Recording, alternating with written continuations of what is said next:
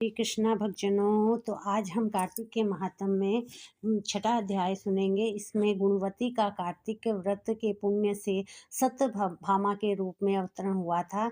इसके साथ में शंखासुर का वध कैसे किया था, इसकी श्री कृष्णा भक्तजनों, तो आज हम कार्तिक के महात्म में छठा अध्याय सुनेंगे। इसमें गुणवती का कार्तिक के व्रत के पुण्य से सत्यभामा के रूप में अवतरण हुआ था। इसके बारे में में चर्चा करेंगे और साथ में शंखासुर का वध कैसे किया था, इसकी भी चर्चा हम इसमें करेंगे। तो आप भी श्रवण कीजिए। सुजी कहते हैं, एक समय है हर्षोल्लास से प्रसन्न मुख वाली देवी सत्यभामा ने भगवान श्री कृष्ण से कहा, भगवान मैं धन्य हूँ, कृतकृत्य हूँ और मेरा जीवन सफल है। प्रभु, मैंने पूर्व जन्म में कौन सा दान, व्रत अथवा तप किया है जिससे मृत्यु लोक में जन्म लेकर भी मैं आपकी अर्धांगिनी हुई हूँ। जन्मांतर में मेरा कैसा स्वभाव था, मैं कौन थी और किसकी पुत्री थी जो इस जन्म में आपकी प्रियतमा पत्नी हुई, ये सब बातें मुझे बताइए। भगवान श्री कृष्ण बोले, प्रिय, सतयुग के अंत में हरिद्वार में एक श्रेष्ठ ब्राह्मण रहते थे जिनका नाम देव शर्मा था। वे अत्रि कुल में उत्पन्न हुए थे और वेदांगों में पारंगत विद्वान थे। उनकी अवस्था बहुत अधिक हो चली थी, किंतु उनके कोई पुत्र नहीं हुआ। केवल एक कन्या थी जिसका नाम गुणवती था। देव शर्मा ने चंद्र नामक अपने शिष्य को ही अपनी पुत्री ब्याधी और उसी को पुत्र की भांति माना। चंद्र जितेंद्रिय तथा आज्ञाकारी था। वह देव शर्मा को पिता के ही सम्मान मानकर उनकी सेवा करता था। एक दिन वे दोनों कुश लाने के लिए वन में गए। वहाँ यमराज के सामने आकार वाले किसी विकराल राक्षस ने उन दोनों को मार डाला। वे दोनों अपने अपने पुण्य के प्रभाव से भगवान विष्णु के लोक में गए। उनके मारे जाने का समाचार सुनकर गुणवती पिता और पति के वियोग दुख से पीड़ित होकर करुण स्वर में विलाप करने लगी। उसने घर का सारा सामान बेचकर अपने शक्ति के अनुसार उन दोनों का पारलौकिक कर्म संपन्न किया। उसके बाद वह उसी नगर में निवास करने लगी। जीवित रहने पर भी गुणवती संसार के लिए मर चुकी थी। उसने होश संभालने के बाद से मृत्यु पर्यंत तक 2 व्रतों का विधि पूर्वक पालन किया। एक तो एकादशी का उपवास और दूसरा कार्तिक मास का भली भांति सेवन। इस प्रकार गुणवती प्रतिवर्ष कार्तिक का व्रत किया करती थी। एक समय जबकि वह रुग्ण थी, उसके सारे अंग दुर्बल हो गए थे और ज्वर से वह बहुत पीड़ित थी। किसी तरह धीरे धीरे चलकर गंगा जी में स्नान करने के लिए गई।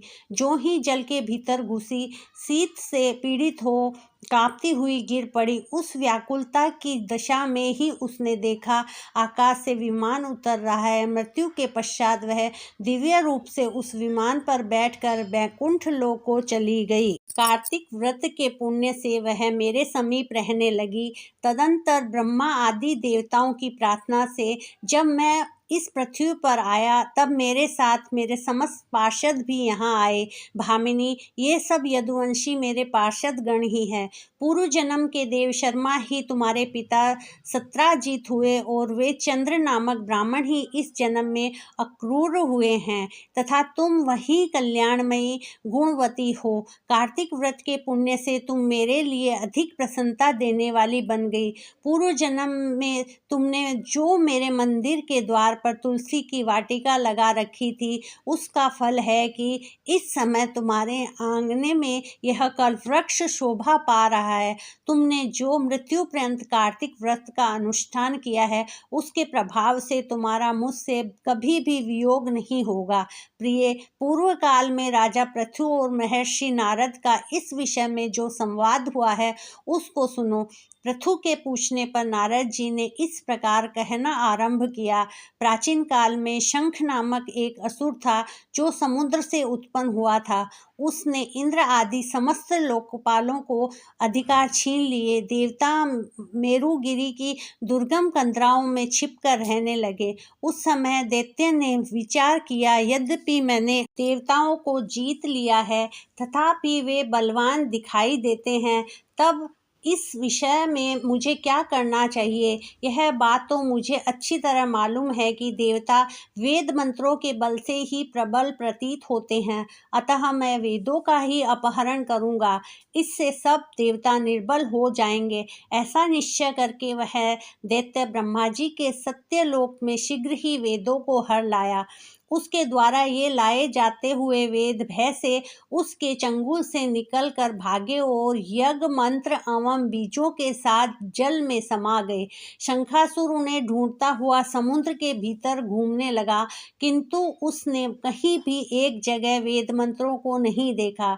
इधर देवताओं ने भगवान विष्णु के पास जाकर उनकी स्तुति की। तब भगवान जगे और इस प्रकार बोले, देवताओं, मैं तुम्हारे गीत वादन आदि मंगल साधनों से प्रसन्न होकर तुम्हें वर देने के लिए उद्यत हूँ। कार्तिक शुक्ल पक्ष की एकादशी को तुमने मुझे जगाया है, इसीलिए यह तिथि मेरे लिए अत्यंत प्रीतिदायिनी और माननीय है।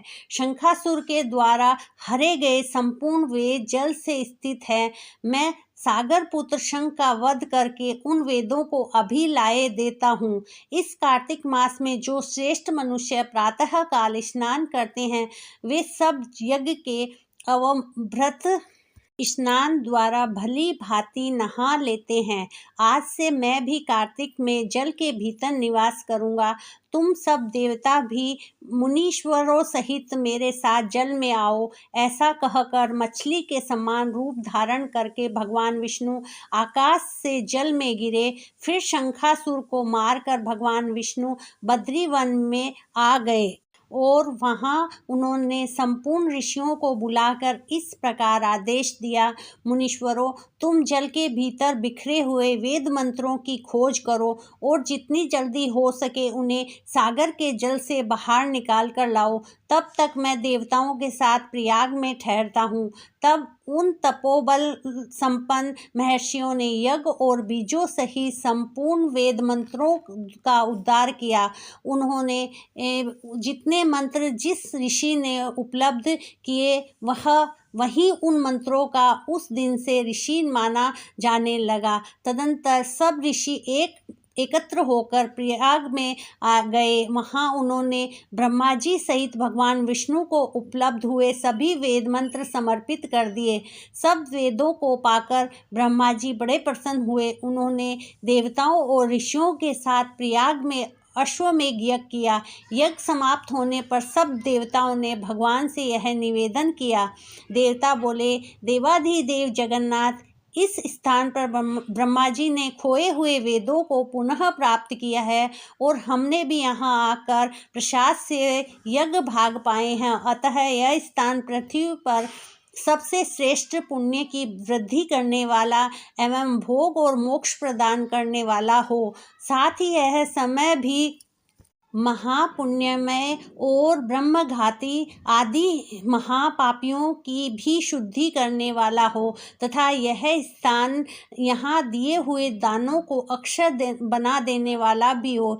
यह वर दीजिए। भगवान विष्णु ने कहा, देवताओं, तुमने जो कुछ कहा है वह मुझे भी स्वीकार है। तुम्हारी इच्छा पूर्ण हो। आज से यह स्थान ब्रह्म क्षेत्र के नाम से प्रसिद्ध होगा।